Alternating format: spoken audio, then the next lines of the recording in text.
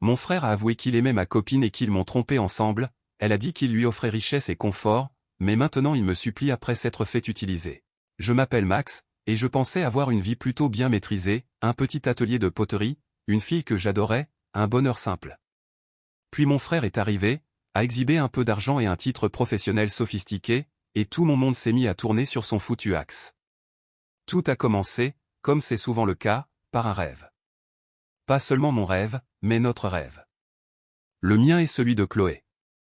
Chloé, waouh, elle était extraordinaire. Belle, ambitieuse, avec un feu en elle qui pouvait illuminer une ville. Nous nous sommes rencontrés à l'université.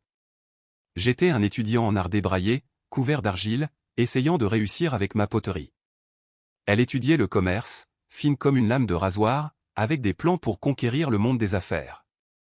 Nous étions un couple improbable, l'artiste et l'entrepreneuse, mais d'une manière ou d'une autre, ça marchait. Du moins, c'est ce que je pensais. J'ai ouvert Muddy Water, mon petit atelier et boutique de poterie, juste après avoir obtenu mon diplôme. Ce fut une lutte, vraiment.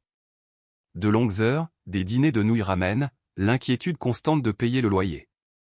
Mais Chloé, elle était mon rock. Elle croyait en moi, même quand je ne croyais pas en moi-même. Je l'ai aussi aidée, bien sûr.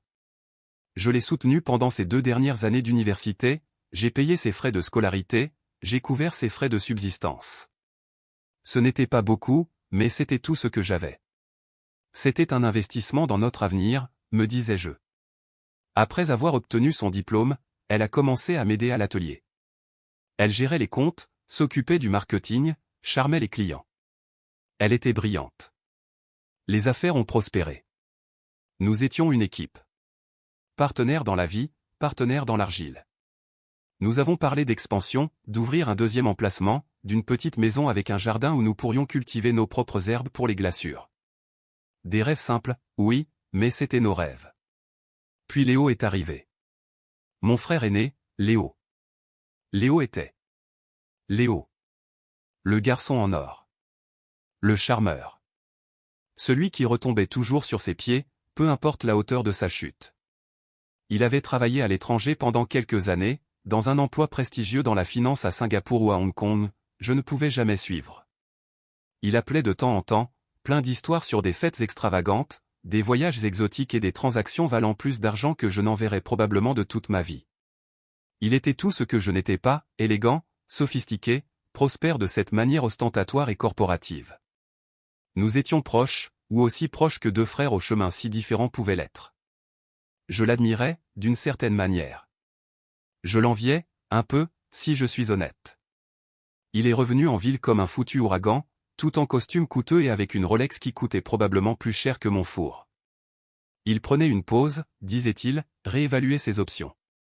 Ce qui signifiait généralement qu'il était entre 2 transactions ou entre 2 femmes, ou les 2. Il a commencé à traîner à l'atelier. Beaucoup. Au début, c'était agréable. Une chance de renouer, de se rattraper. Il était plein d'éloges pour ce que j'avais construit, pour Muddy Water. Petit frère, disait-il en me tapant sur l'épaule, tu as vraiment fait quelque chose de toi-même. Cet endroit est génial. Et Chloé? Chloé était captivée. Léo, avec ses récits de finances internationales et de négociations à enjeux élevés, était un monde loin de notre vie tranquille d'argile et de glaçure. Il représentait tout ce dont elle avait toujours rêvé, le succès, le glamour, l'excitation. Ils ont commencé à parler. Beaucoup. Des affaires, de l'ambition, du monde au-delà de notre petit atelier de poterie. Je les voyais, tête penchée ensemble autour d'un café au petit café d'un accent grave côté, Chloé écoutant attentivement, les yeux brillants, pendant que Léo racontait ses histoires captivantes. Je n'y ai pas trop pensé au début. Juste mon frère, étant son charmant lui-même. Juste ma petite amie, en réseautage, peut-être en train de recevoir des conseils commerciaux. Je leur faisais confiance. Aux 2. Stupide moi, plein de confiance. Puis Léo a lâché la bombe. Max, a-t-il dit un soir, après que Chloé ait fermé la boutique et soit rentrée chez elle, j'ai réfléchi. Chloé est brillante. Trop brillante pour être enfermée dans un atelier de poterie pour le reste de sa vie, sans vouloir t'offenser. Je ne me suis pas senti offensé, pensais-je, un peu sur la défensive. Je savais que Chloé était ambitieuse. Je voulais qu'elle réussisse, qu'elle prenne son envol. Je lance une nouvelle entreprise ici, a poursuivi Léo. Une société d'investissement boutique. Et j'ai besoin de quelqu'un comme Chloé. Quelqu'un d'intelligent, de motivé, avec un bon sens des affaires. Je veux lui offrir un emploi. Un emploi. Avec Léo. Ma première réaction a été, une pointe de quelque chose. De la perte, peut-être. La pensée de Muddy Waters sans Chloé, sans ses rires, son sens des affaires, son soutien indéfectible, cela a laissé un vide douloureux dans ma poitrine. Mais ensuite, l'autre partie de moi, la partie qu'il aimait, la partie qui voulait qu'elle ait tout ce dont elle avait toujours rêvé, s'est manifestée. Waouh, Léo, dis-je. C'est incroyable. Pour elle, je veux dire. Le salaire serait, conséquent, a déclaré Léo, d'un mouvement désinvolte du poignet. Et les opportunités, illimitées. Elle pourrait vraiment se faire un nom. Conséquent. Illimité. Des mots qui étaient à un monde des modestes profits de Muddy Waters. Elle serait folle de refuser, dis-je en essayant de paraître enthousiaste, en essayant d'ignorer la petite voix dans ma tête qui hurlait un avertissement. Exactement ce que je pense, a déclaré Léo, avec son sourire facile et confiant. Je lui parlerai demain. Chloé était extatique. Aux anges. C'était tout ce qu'elle avait toujours voulu. Une chance de faire ses preuves, de laisser sa marque, d'entrer dans le monde de haut niveau et à enjeux élevés dont elle avait toujours lu dans les magazines économiques. Théo, tu peux le croire, a-t-elle dit, les yeux brillants, en me serrant dans ses bras. Ça y est. C'est notre chance. Notre chance. J'ai essayé d'être heureux pour elle. Vraiment. Mais une partie de moi se sentait, laissée pour compte. Comme si j'étais debout sur le rivage, la regardant s'éloigner sur un yacht de luxe, tandis que j'étais coincé dans ma petite barque. Et Muddy Waters, demandai-je, la question ayant un goût de cendre dans ma bouche. Oh, Théo, ne t'inquiète pas pour l'atelier, a-t-elle dit, un peu trop vite. Tu te débrouilleras. Et je continuerai à aider les week-ends, quand je pourrai. C'est juste, c'est une trop belle opportunité pour la laisser passer. Trop belle. Plus grande que nous? Plus grande que nos rêves? Mais je ne l'ai pas dit. Je ne pouvais pas. Comment pourrais-je faire obstacle à son bonheur, à son ambition? Alors, j'ai souri. Je l'ai serrée dans mes bras. Je lui ai dit que j'étais fier d'elle. Et un petit morceau de moi est mort à l'intérieur. Chloé a commencé son nouveau travail avec Léo quelques semaines plus tard. Et comme ça, mon monde a changé. L'atelier semblait vide. Silencieux. Les rires, la camaraderie facile, les rêves partagés, ils avaient disparu. Remplacés par de longues heures solitaires au volant, le ronronnement du four étant le seul son à briser le silence. Chloé était différente. Elle était absorbée par son nouveau travail, par le monde de Léo. Les soirées tardives sont devenues la norme. Les dîners clients, les événements de réseautage, les réunions importantes qui duraient jusqu'à des heures tardives.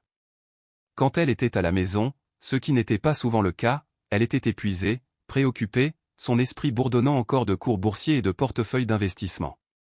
Elle s'habillait aussi différemment. Les vêtements confortables et artistiques qu'elle avait l'habitude de porter étaient remplacés par des tailleurs stricts, des talons coûteux, des sacs à main de créateurs qui coûtaient probablement plus cher qu'un mois de loyer pour l'atelier.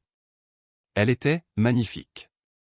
Et complètement hors de propos dans notre petit appartement, dans notre vie simple. Nous avons commencé à nous éloigner. Lentement, presque imperceptiblement au début. Puis, avec une vitesse alarmante et croissante. Les conversations faciles se sont taries. De quoi pouvais-je lui parler? La nouvelle glaçure que j'expérimentais? La grosse commande que j'avais reçue de la foire artisanale locale? Tout cela semblait si petit, si insignifiant, comparé aux transactions de plusieurs millions de dollars dont elle discutait maintenant avec Léo. Et Léo? Léo était toujours là. Il l'appelait constamment. Il lui envoyait des SMS à toute heure. Ils avaient des sessions de stratégie qui duraient tard dans la nuit, parfois dans leur nouveau bureau chic, parfois, ailleurs. J'ai essayé de me dire que ce n'était que du travail. Qu'ils n'étaient que des collègues. Que Léo était juste un bon mentor, un patron attentionné.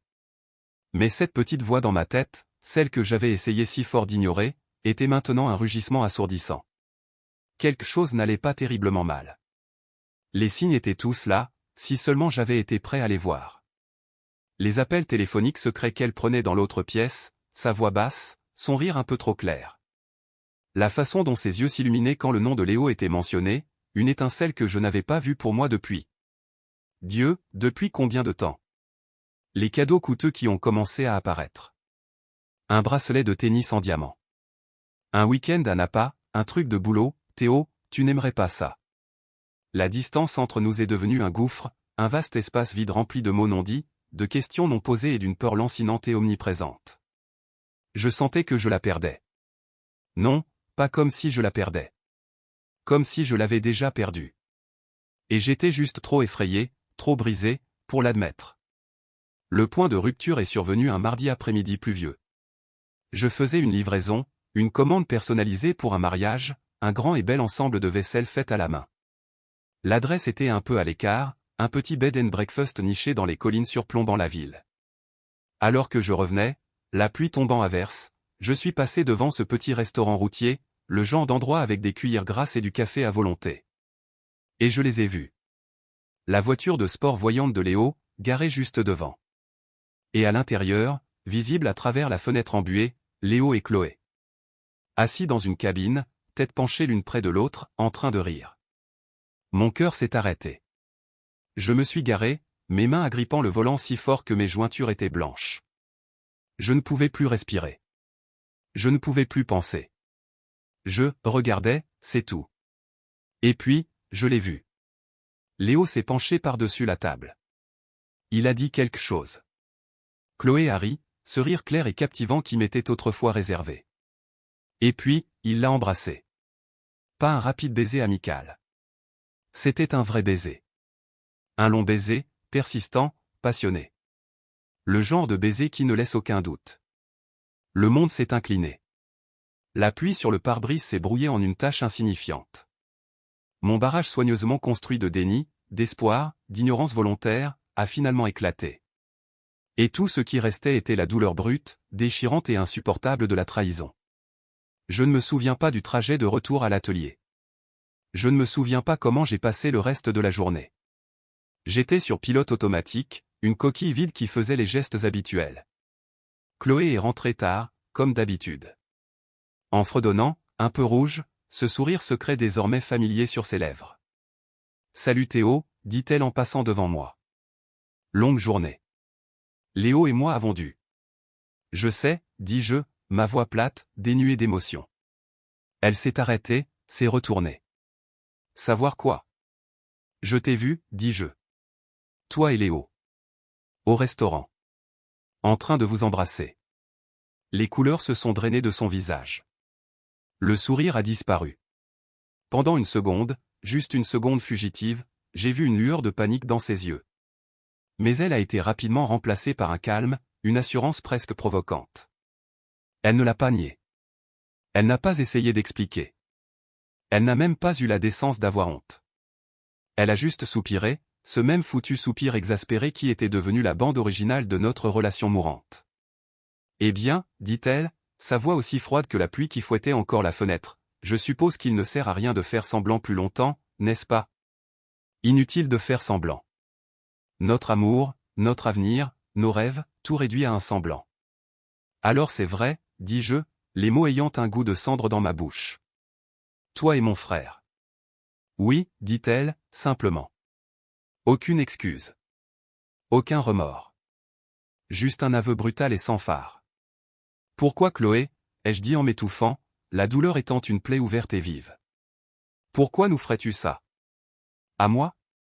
Après tout ce que j'ai fait pour toi? Elle a en fait eu l'audace de paraître impatiente. Oh, Théo, ne sois pas si mélodramatique. Ces choses arrivent. Ces choses arrivent? Arrivent? Je luttais pour garder ma voix égale, pour empêcher la rage, le chagrin, lutter désolation de me consumer. Tu as jeté tout ce que nous avions, Chloé. Pour lui. Pour mon propre frère. Et puis, elle a porté le coup final, fatal. Les mots qui résonneraient dans mes cauchemars pendant des années. Soyons honnêtes, Théo, dit-elle, sa voix empreinte d'une cruauté désinvolte qui était presque insupportable. « Léo ?» Léo me comprend. Il me met au défi. Il voit mon potentiel. Toi, tu étais gentil, Théo. Tu étais confortable. Mais je veux plus que du confort. Je veux plus. Plus. Je n'étais pas assez. Mon amour n'était pas assez. Mon petit atelier de poterie, nos rêves simples, ils n'étaient pas assez. Alors c'est tout, demandai-je, un rire amer et creux s'échappant de mes lèvres. Nous avons terminé ? Je pense que c'est mieux ainsi, tu ne crois pas, dit-elle, comme si nous discutions du temps qu'il fait. Elle s'est dirigée vers la chambre, probablement pour faire ses valises. Ça n'aurait jamais marché entre nous, Théo. Nous sommes juste, trop différents. Trop différents. Ou peut-être, juste peut-être, j'étais juste trop, ordinaire. Trop, paléo. Je suis resté là, à la regarder partir, à la regarder démanteler systématiquement notre vie, notre avenir, avec la même efficacité détachée qu'elle utilisait probablement pour analyser les portefeuilles d'actions. Et à ce moment-là, quelque chose en moi s'est brisé. L'amour, l'espoir, la confiance, tout s'est brisé, ne laissant derrière lui qu'un vide froid et vide. Elle est partie ce soir-là. Elle n'a même pas pris la peine d'emballer toutes ses affaires. Elle a juste pris ce dont elle avait besoin, ce qui comptait pour elle maintenant, les vêtements coûteux, les sacs à main de créateur, les attributs de sa nouvelle vie excitante avec Léo. Et je suis resté seul. Encore une fois. Dans les ruines d'un autre rêve brisé.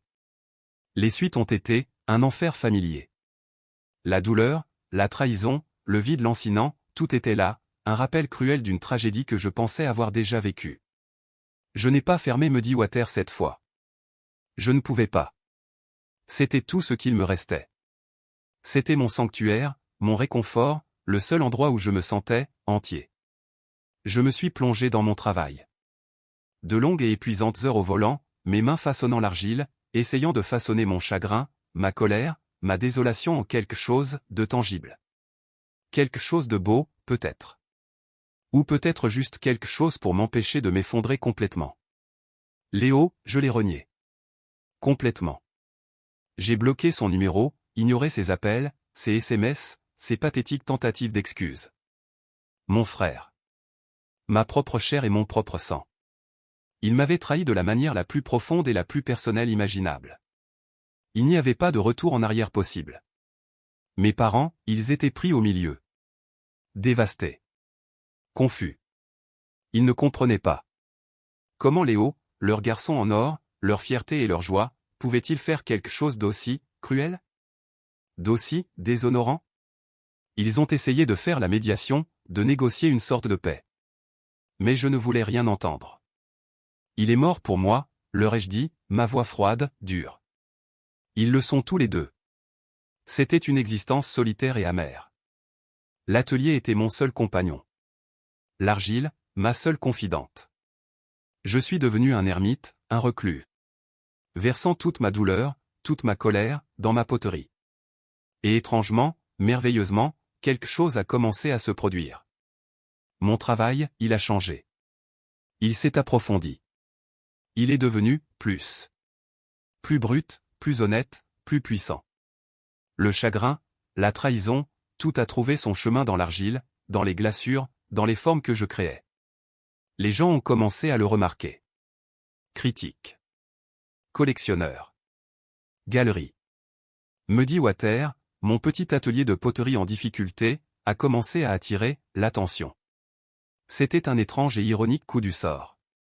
Ma vie personnelle était en ruine, mais ma vie professionnelle décollait. Je m'en fichais. Pas vraiment. Le succès semblait creux, insignifiant. À quoi bon, sans quelqu'un avec qui le partager? Sans Chloé? Même son nom était un coup de poignard au cœur. Des mois ont passé. 6, peut-être 7. Les bords tranchants de la douleur ont commencé à s'émousser, un peu. La colère, bien que toujours présente, mijotait à une température plus basse, plus gérable. Je survivais. Je fonctionnais. Je créais. Mais j'étais toujours seul.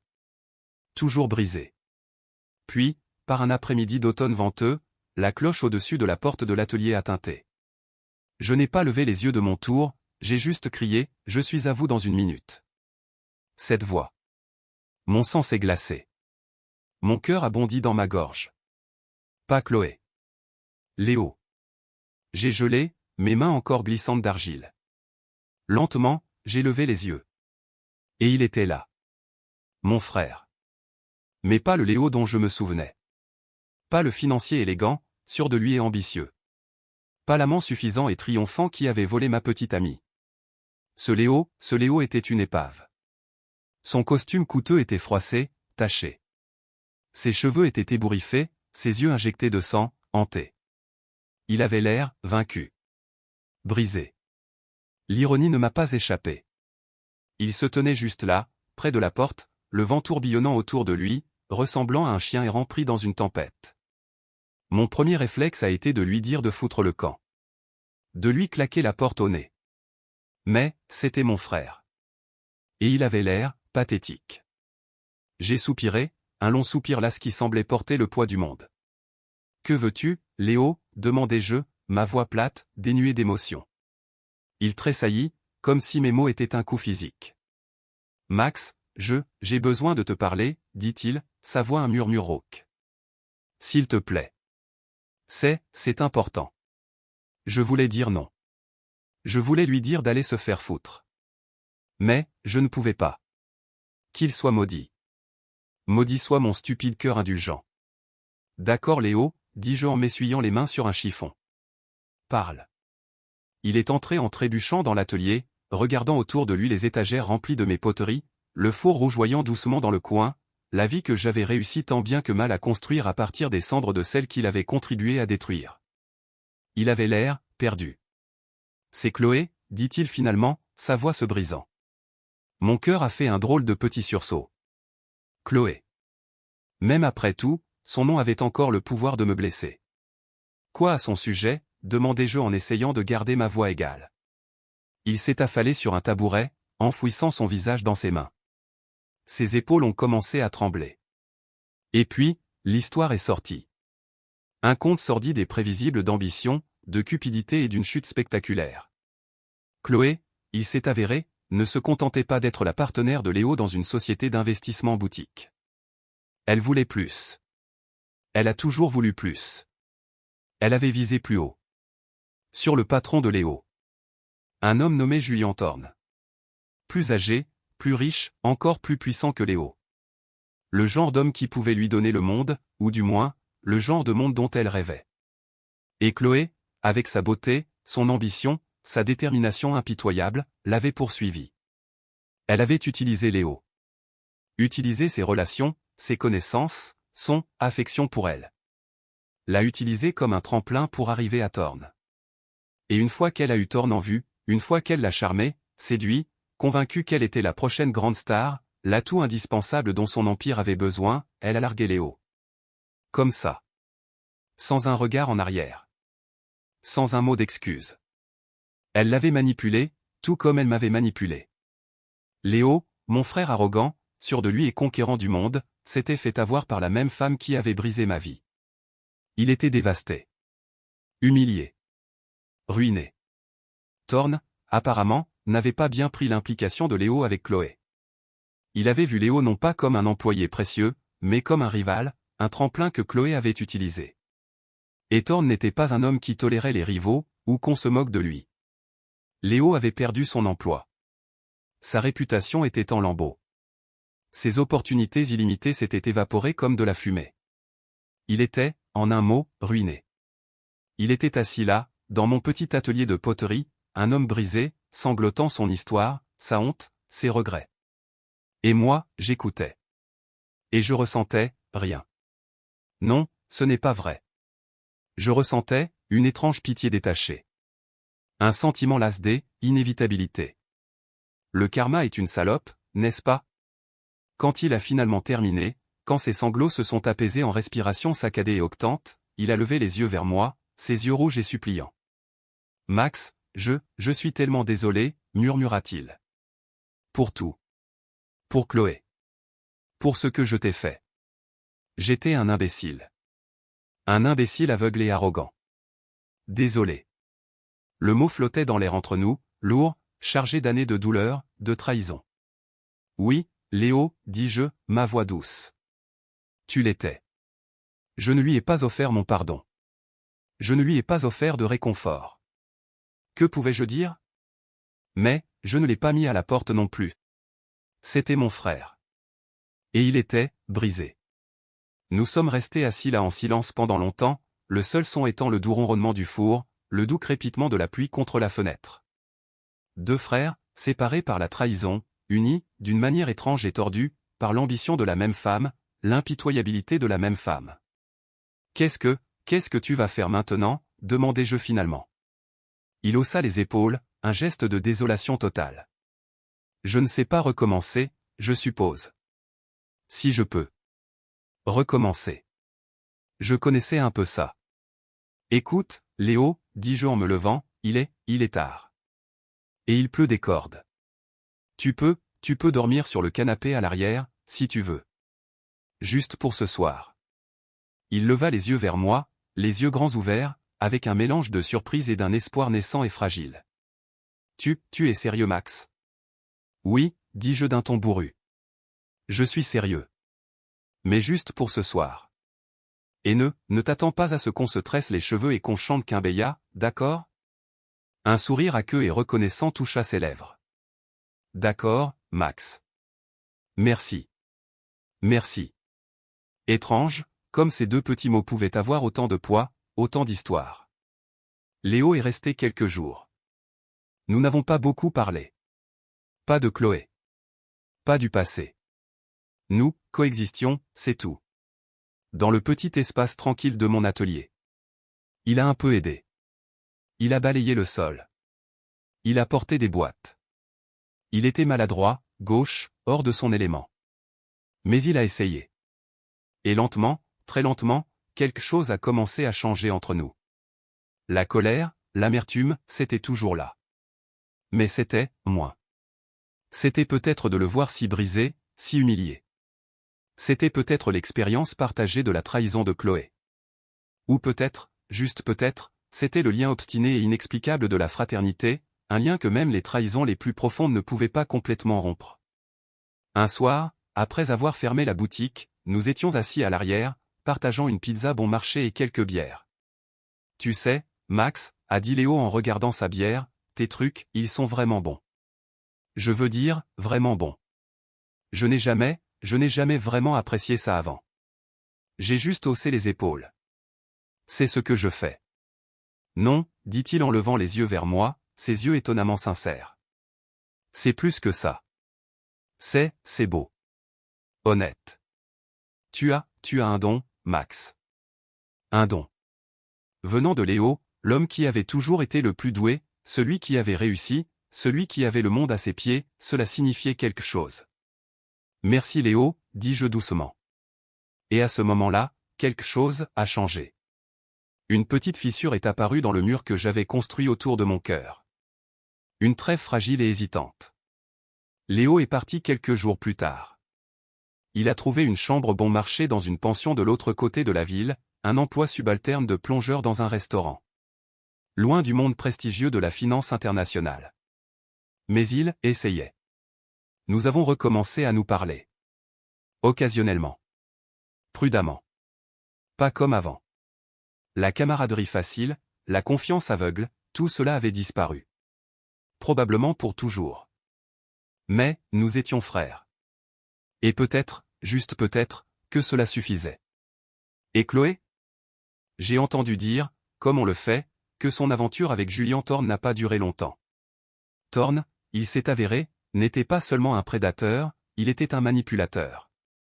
Il avait vu l'ambition de Chloé, sa cruauté, et il l'avait utilisée à son avantage.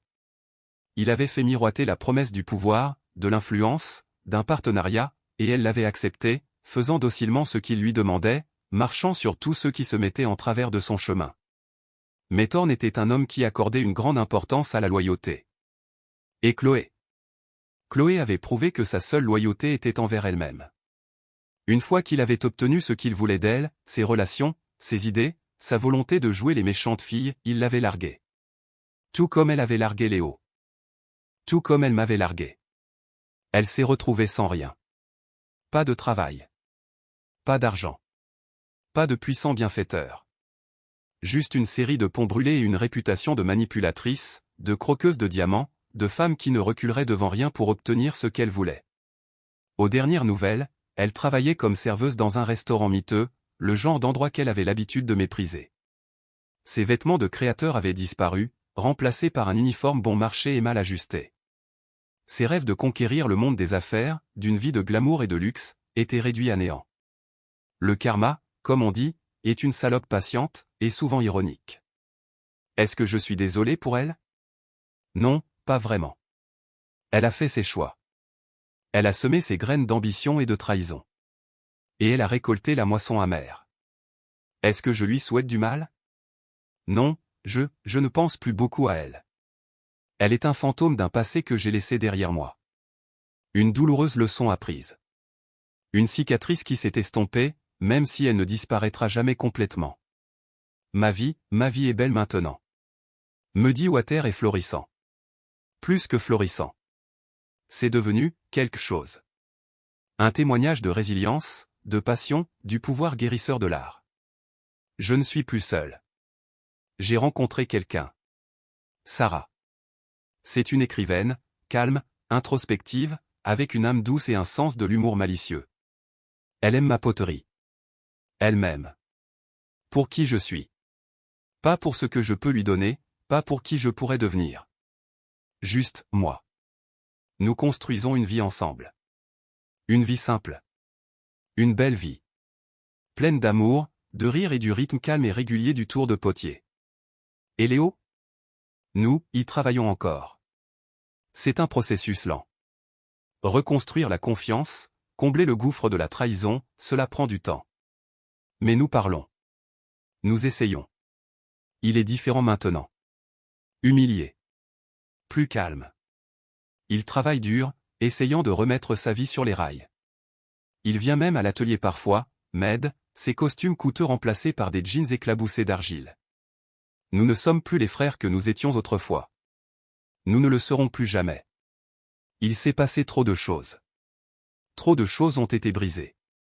Mais peut-être pouvons-nous être quelque chose de nouveau. Quelque chose de différent. Quelque chose de réel. La vie est drôle, n'est-ce pas? Elle vous lance des balles courbes, vous met à terre, vous brise le cœur en 1 million de morceaux. Mais parfois, si vous avez de la chance, si vous êtes assez fort, si vous êtes prêt à vous salir les mains et à fouiller dans les décombres, vous pouvez trouver quelque chose de beau dans les morceaux brisés. Quelque chose qui vaut la peine d'être reconstruit. Quelque chose qui vaut la peine de se battre. Et peut-être, juste peut-être, que c'est tout ce que nous pouvons vraiment demander.